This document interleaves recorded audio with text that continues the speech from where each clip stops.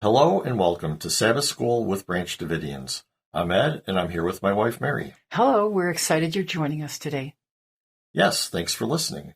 We present or expound on a principle or belief related to the SDA Sabbath School Quarterly each week. This quarterly is entitled, On Death, Dying, and the Future Hope. This week's lesson is entitled, Understanding Human Nature. It is an excellent study on the Bible doctrine concerning the state of the dead. Sunday's study is called A Living Being. It discusses Genesis 2:7, which reads, quote, And the Lord God formed man of the dust of the ground, and breathed into his nostrils the breath of life, and man became a living being. Close quote. The lesson reads, quote, Genesis 2:7 explains that the infusion of the breath of life into the physical body of Adam transformed him into a living being. Hebrew nefesh chaya, or literally a living soul. It means that each of us does not have a soul that can exist apart from the body. Rather, each one of us is a living being or a living soul. The claim that this soul is a conscious entity that can exist separate from the human body is a pagan, not a biblical idea.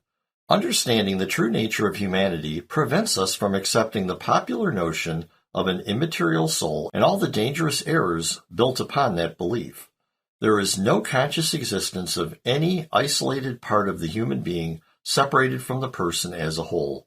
Close quote, Sabbath School Quarterly Lesson, Sunday, October 9th, 2022. Of course, the matter of our bodies continues to exist after death. The body is still made up of dust, still composed of the same minerals as dirt, but its organization no longer allows for conscious thought, as the lesson says. Interestingly, the Hebrew word translated soul, nefesh, originally meant throat. Psalm 105:18 reads, quote, They bruised his feet with shackles, his neck was put in irons, close quote. The word translated his neck, or in some versions simply he, is nafsho, which is the root word nefesh with a possessive masculine ending o on the end, meaning his soul, or actually his throat. An English translation closer to the original Hebrew would read, quote, They afflicted in fetters his feet, into iron went his throat, close quote. Obviously, the throat here is a literal throat and can't be an immaterial soul. This is pretty enlightening for the meaning of the word nefesh. Similarly, Ecclesiastes 6:7 reads, in the King James Version, quote, All the labor of man is for his mouth, and yet the appetite is not filled, close quote. Some versions, like the New King James Version, say, quote, All the labor of man is for his mouth, and yet the soul is not satisfied, close quote. The word translated as the appetite and the soul is ha-nefesh, with the ha being the definite article prefixed to the root word nefesh. Again, more literally, this verse in English would read, quote, All the labor of the human is for his mouth, and yet the throat will not be filled. Close quote. Nefesh also was used anciently to mean the self. For example, when Isaac was getting old, he told Esau to make him food, and he said he would eat it, and then said, quote, My throat will bless you before I die, close quote. That's Genesis 27:4. Obviously, this is equivalent to saying, I will bless you before I die. So you can see how the equivalence of expressions like my throat said and I said could lead to the word for throat gradually extending its semantic range to also include the whole person, the self. And since Israelites had a materialistic notion of human nature, the whole person is equivalent to the body, and that is exactly what nefesh came to mean. This is made clear by the fact that nefesh is used not only to refer to living bodies, but also to dead bodies. For example, Numbers 6:6 reads, quote, All the days that he separates himself to the Lord, he shall not go near a dead body, close quote. The word body here is nefesh. Again, this is the word that most translators render as soul. But notice, this is a dead nefesh. A dead body, clearly not an immaterial, immortal essence of a person. And lastly, the word nefesh is also translated creature, as in Genesis 1:20, which reads, quote, Then God said, Let the waters abound with an abundance of living creatures, close quote. So, nefesh here obviously refers to fish and other aquatic animals. Fish are souls too, which is really just saying they are bodies.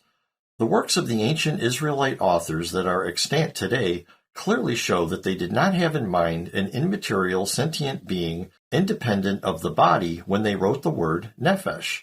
This word, translated soul, has a misunderstood meaning that has pretty much taken on a life of its own. We are said to be, dust or dirt. We are never said to be immaterial spirits. Genesis 3:19 reads, quote, "In the sweat of your face you shall eat bread till you return to the ground.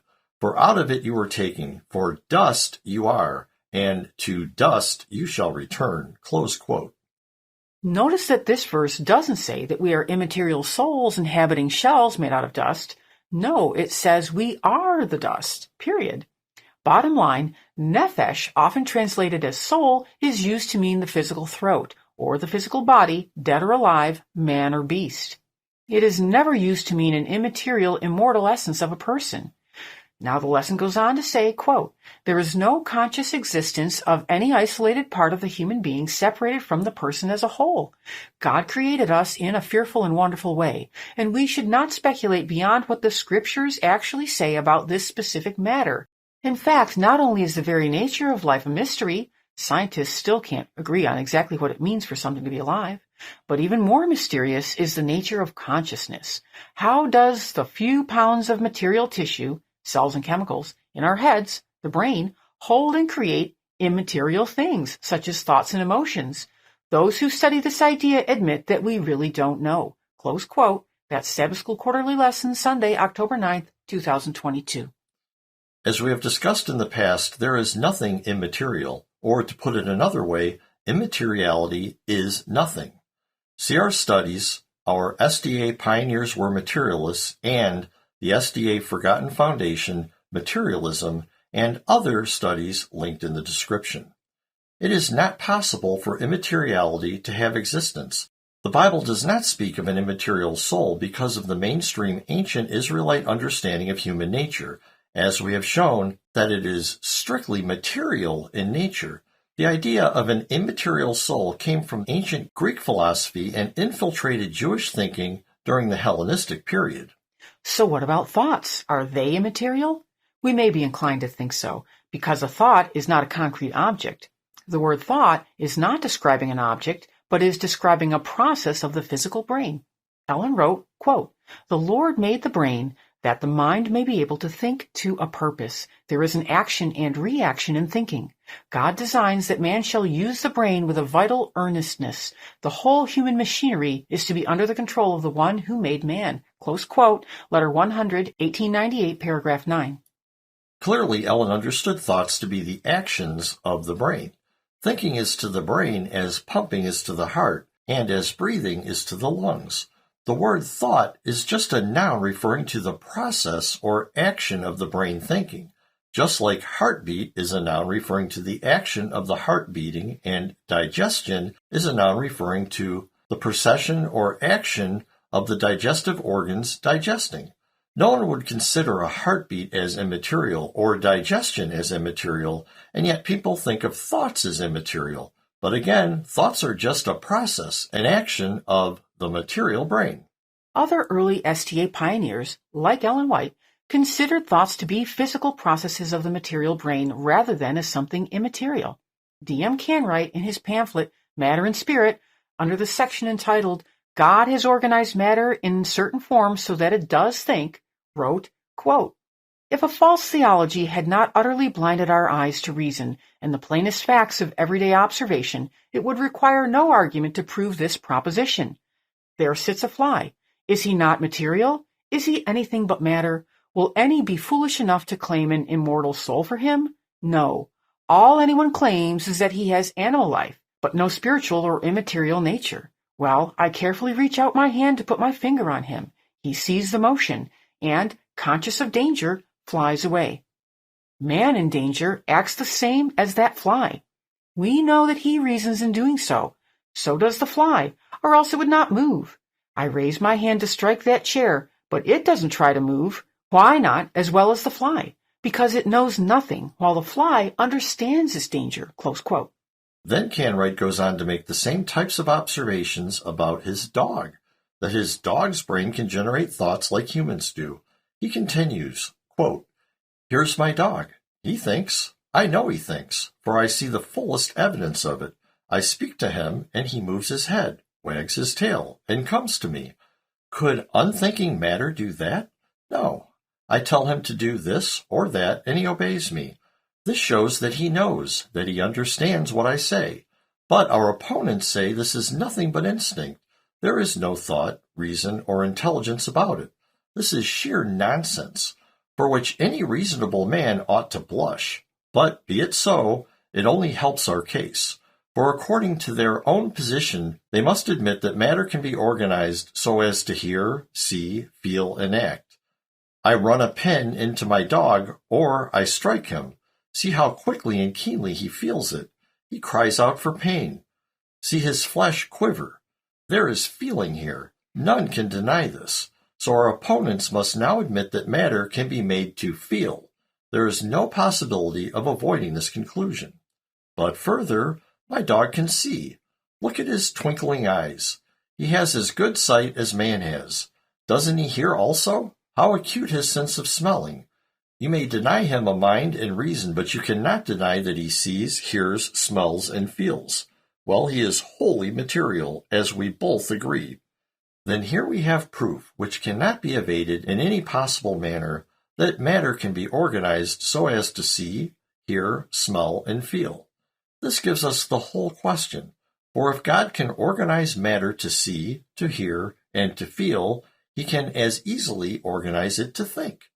Unless they admit that the dog has an immortal soul, which they will by no means do, they cannot resort to the favorite evasion which is employed when we argue that the human eye does see. They reply that it is not the eye that sees, but the immaterial spirit behind it, which sees through the eye as we see through a telescope. But the dog has no such immaterial entity back of his eye, yet he sees. So it must be the material eye that sees after all. Close quote, D.M. Canright, Matter and Spirit, pages 30 and 31.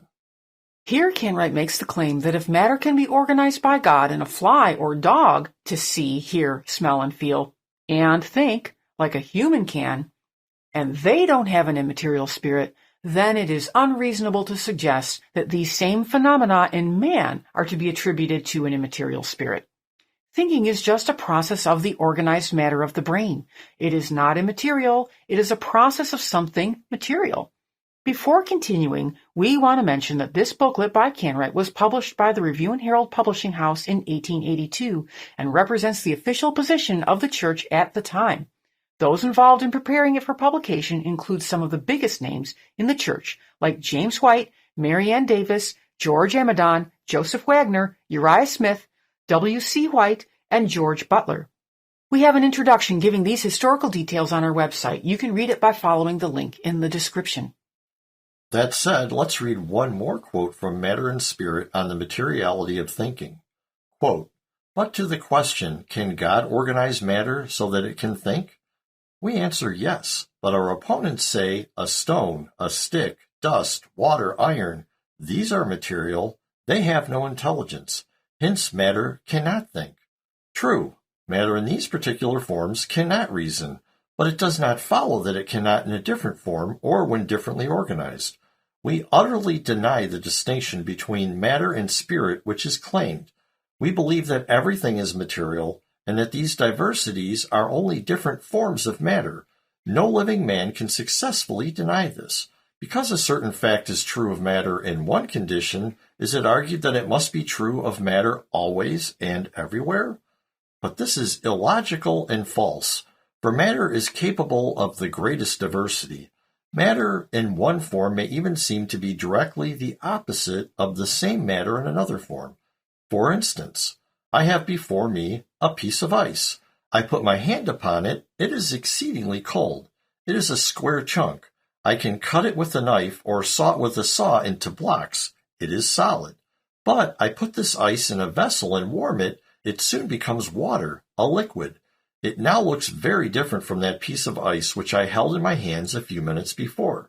I closely confine this water to a tight vessel and heat it very hot. It now becomes steam, a vapor, and is invisible. Yet everybody knows that it is the very same material, only in another condition. So because matter in one form does not reason, it is no evidence that it cannot when organized in some other way. Closed quote, D.M. Canright, Matter and Spirit, page 9. Once again, thoughts are simply processes of the material brain. They are not immaterial things. The word thought is a description of a process, like the word digestion is a description of a process. It isn't like a thought is literally floating around in the air or anything. The brain is totally physical, and its behavior, the action of the brain matter, is totally physical. An immaterial spirit is neither necessary nor existent. For more studies on this, please see the links in the description. And please join us for our upcoming week-long seminar relating to this topic. We will be hosting live Zoom meetings at 8 p.m. Eastern Daylight Saving Time from October 11th through the 17th, 2022.